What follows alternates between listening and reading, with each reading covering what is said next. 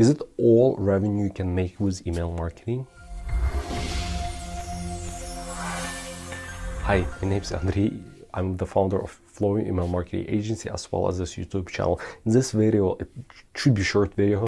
I want to do a self-analysis audit of your email marketing efforts and answer this simple question. Are you getting the full potential of your email marketing efforts in your business? So there would be 3 steps, an easy yes or no answer you would define. I'll go to my computer and I open Klaviyo account, but you can use any ESP, email marketing service provider, email marketing software, and get this analytics. So it's very simple. So the first thing is revenue attribution.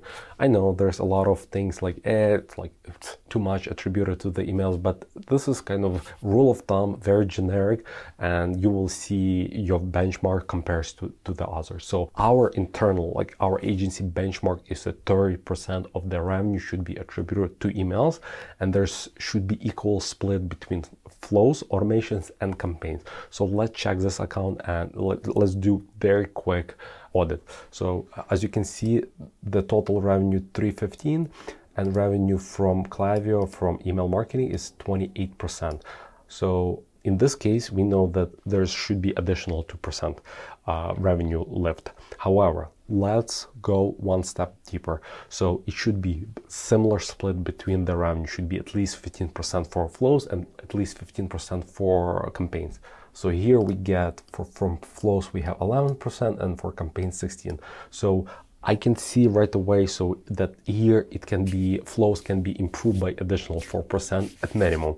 So again, this is very generic metric. However, sometimes brands might have like 50% of their revenue attributed to email. So in this case, as you can see here, revenue from Klaviyo from email marketing 56%. However, campaigns 43%, which is great, but 13% from flow. So in this case, I know for sure that the revenue can be 2% higher.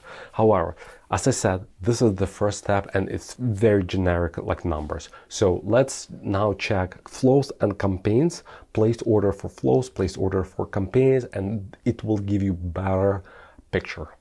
So what we do, so we go to benchmarks and we go to flows. Let's do automations first, flows. And as you can see, last month, we want to do not by month, but quarter. So let's do last quarter. So let's do last quarter. And as you can see here, that the place order is almost 0.5%, and it should be the median, according to the peers in the industry, it should be 1.8. What does it mean? It means that this brand can generate additional, almost can triple their number of orders and revenue from the flows, which is kind of good indicator for us like agency, because we can help this brand out with their email marketing and increase their revenue and placed orders, but bad for brand because they are losing money and they are not they're not aware of this. That's why we created this video to teach you how to do the self-assessment. By the way, if you want us to do it, we do it completely for free. We have a free audit. You just go to flowing.com/audit and we do the full analysis of your flows, campaigns, performance, and I'll provide you for at no cost. So, and the next step, let's go to campaigns. Let's do email campaigns. And here we see that they are doing great job with the campaigns.